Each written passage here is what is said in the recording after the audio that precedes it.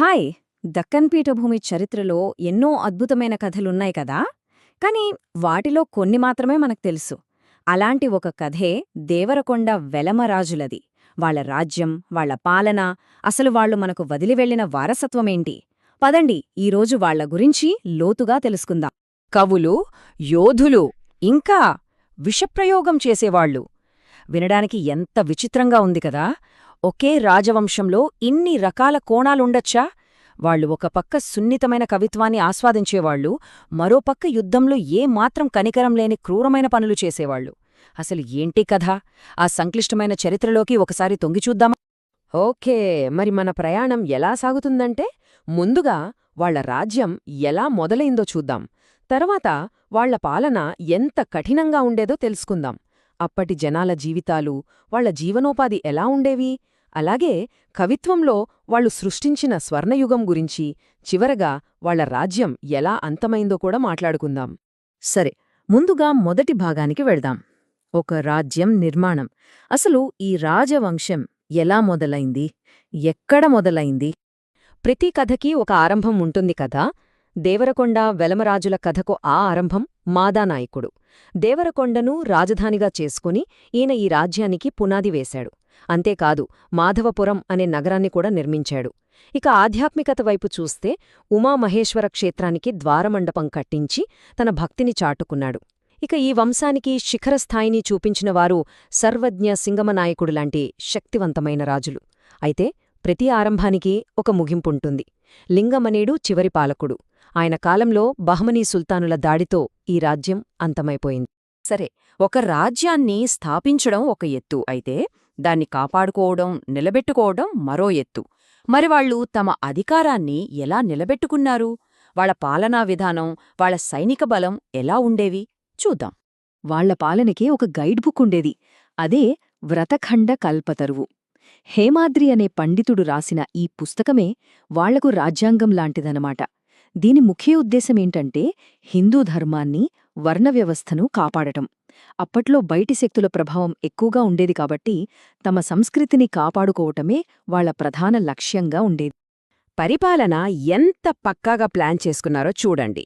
ఇది ఒక పిరమిడ్ లాంటిది. పైన రాజు, అంటే రాజ్యం మొత్తానికి అధిపతి. రాజ్యం కింద సీమలు, అంటే ఇప్పటి రాష్ట్రాల్లాంటివన్నమాట. వాటిని నాయంకరులు చూసుకునేవాళ్లు. ఇక వాటి కింద గ్రామాలు. గ్రామాల పాలనా బాధ్యత 12 మంది అధికారుల చేతిలో ఉండేది. వాళ్లనే ఆయగార్లనేవాళ్లు. అంతేకాదు, గ్రామరక్షణ కోసం ముతకరాజులు అనేవాళ్లు ప్రత్యేకంగా ఉండేవాళ్లు. చూసారా ఎంత వ్యవస్థీకృతంగా ఉందో? వాళ్లు కేవలం పాలకులు మాత్రమే కాదు, భయంకరమైన యోధులు కూడా. శత్రువుల్ని ఓడించడానికి ఎలాంటి దారినైనా ఎంచుకునేవాళ్లు. ఉదాహరణకి, శత్రు సైన్యం వచ్చే దారిలో ఉన్న బావుల్లో విషం కలిపేసేవాళ్లు. అంతకన్నా షాకింగ్ విషయమేంటంటే, రణముకూడు అనే ఒక ఆచారం. యుద్ధంలో చనిపోయిన శత్రువుల రక్తంతో అన్నం వండి దాన్ని యుద్ధదేవతలకు నైవేద్యంగా పెట్టేవాళ్లట. ఊహించుకోడానికే ఎంత భయంకరంగా ఉందో కదా. సరే, యుద్ధాలు, పరిపాలన ఇవన్నీ రాజుల కథలు. మరి సామాన్య ప్రజల సంగతేంటి? వాళ్ల జీవితాలెలా ఉండేవి? వాళ్ల జీవనోపాధి ఏంటి? ఇప్పుడు ఆ విషయాలు చూద్దాం. ఆర్థిక వ్యవస్థ చాలా వైవిధ్యంగా ఉండేది. కాని ఏనాటికైనా మనకు వ్యవసాయమే కదా పునాది. వాళ్లక్కూడా అంతే. మెట్టభూములు ఎక్కువ కాబట్టి జొన్నలు ఎక్కువగా పండించేవాళ్లు. వరి అన్నమనేది ఒక లగ్జరీ అన్నమాట. ధనవంతులు మాత్రమే తినేవారు. వ్యవసాయంతో పాటు పశుపోషణ కూడా ముఖ్యమే. ఇక పరిశ్రమల విషయానికొస్తే వాళ్ల వస్త్ర పరిశ్రమ, ప్రపంచ ప్రఖ్యాతిగాంచిన నిర్మల్ ఉక్కు కత్తులు, దంతపు వస్తువులు ఇవన్నీ వాణిజ్యానికి, ఆర్థిక వ్యవస్థకు బలంగా నిల్చాయి. వాడపల్లి ఓడరేవు ద్వారా ఈ వాణిజ్యం జరిగేది. వాళ్ల కళాదృష్టిని చూడండి.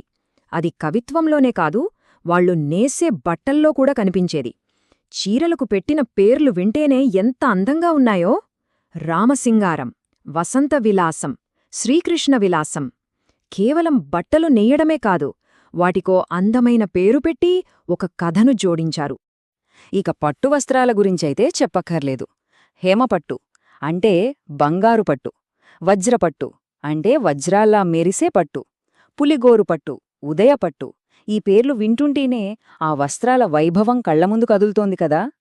అప్పటి కవి కొరవి గోపరాజు అయితే తన రచనల్లో వీటి గురించి అద్భుతంగా వర్ణించాడు. అయితే అప్పట్లో దుస్తులు కేవలం అందానికే కాదు, సామాజిక హోదాను కూడా చెప్పేవి. సమాజంలో అంతరాలు స్పష్టంగా కనిపించేవి. దీనికొక ఉదాహరణ స్త్రీలు కట్టుకునే చీర పైట. పెద్ద కులాల స్త్రీలు పైటను కుడిభుజం మీద వేసుకుంటే చిన్న కులాల వాళ్లు ఎడమ భుజం మీద వేసుకోవాలనే కఠినమైన నియమముండేది. ఒక చిన్న వస్త్రధారణ నియమం ద్వారా సామాజిక అంతరాలు ఎంత బలంగా పాతుకుపోయాలో అర్థం చేసుకోవచ్చు.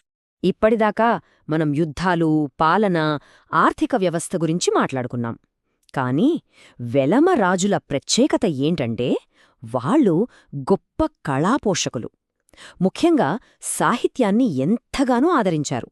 వాళ్ల కాలాన్ని తెలుగు సాహిత్యానికి ఒక స్వర్ణయుగం అనడంలో ఎలాంటి సందేహం లేదు.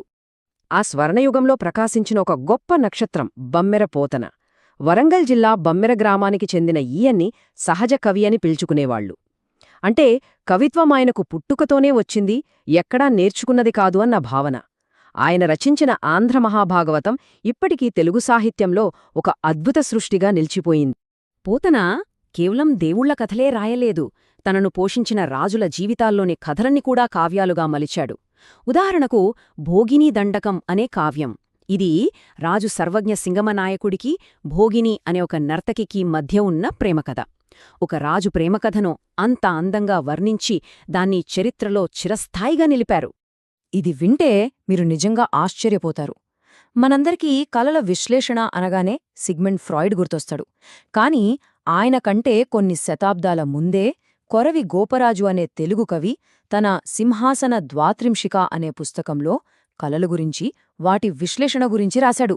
అంటే అప్పటి మన వాళ్ల ఆలోచన విధానం ఎంత అడ్వాన్స్డ్గా ఉండేదో చూడండి. అద్భుతం కదా. ఆస్థానంలో పోతనొక్కరే కాదు, ఆయనతో పాటు గౌరణ, భైరవ కవి, మడికి సింగన ఇలా ఎంతోమంది గొప్ప కవులు ఉండేవారు. గౌరణ హరిశ్చంద్రోపాఖ్యానం రాస్తే భైరవకవి శ్రీరంగ మహాత్మ్యం రాశారు. మడికి సింగన సకల నీతి సమ్మతం అనే నీతి గ్రంథాన్ని అందించారు. వీళ్లందరివల్లే ఆ యుగం సాహిత్య స్వర్ణయుగంగా మారింది. సరే, ఇంత గొప్పగా వెలిగిన రాజ్యం చివరికేమైంది? ప్రతి కథకు ఒక ముగింపున్నట్లే వాళ్ల ప్రస్థానం కూడా ముగిసింది. ఆ చివరి దశ ఎలా ఉంది? వాళ్ళు మనకు ఏం మిగిల్చి వెళ్లారు? ఇప్పుడు చూద్దాం. ఎంత బలమైన సైన్యమున్నా, ఎంత గొప్ప పాలన ఉన్నా కొన్నిసార్లు కాలం కలిసిరాదు. అంతర్గత సమస్యలు, బయటినుంచి బహమనీ సుల్తానుల వంటి శక్తివంతమైన శత్రువుల దాడులు ఇవన్నీ కలిసి దేవరకొండ వెలమరాజ్యాన్ని బలహీనపరిచాయి. చివరికి చివరి రాజైన లింగమనీడు కాలంలో ఈ రాజ్యం చరిత్రలో కలిసిపోయింది. మరి వాళ్లు మనకు ఏమిచ్చి వెళ్లారు? వాళ్ల వారసత్వాన్ని ఒక్కసారి చూస్తే పరిపాలనలో హిందూ ధర్మాన్ని కాపాడటంలో వాళ్లది కీలక పాత్ర. పరిశ్రమల విషయానికొస్తే ప్రపంచ ప్రఖ్యాతిగాంచిన నిర్మల్ ఉక్కు, అద్భుతమైన వస్త్రాలు వాళ్ల కాంట్రిబ్యూషన్. ఇక సాహిత్యం గురించైతే చెప్పక్కర్లేదు. బమ్మెర పోతనల్లాంటి కవుల రచనలు ఇప్పటికీ మనకు వారసత్వంగా నిలిచాయి. చివరిగా మన ముందు ఒక పెద్ద ప్రశ్న మిగిలిపోతుంది. ఒకవైపు అంత సున్నితమైన కవిత్వాన్ని, కళల్ని పోషించడం, మరోవైపు యుద్ధంలో రక్తంతో అన్నం వండేంత క్రూరత్వం. ఒకే రాజవంశంలో ఈ రెండూ పూర్తి భిన్నమైన కోణాలు ఎలా సాధ్యపడ్డాయి?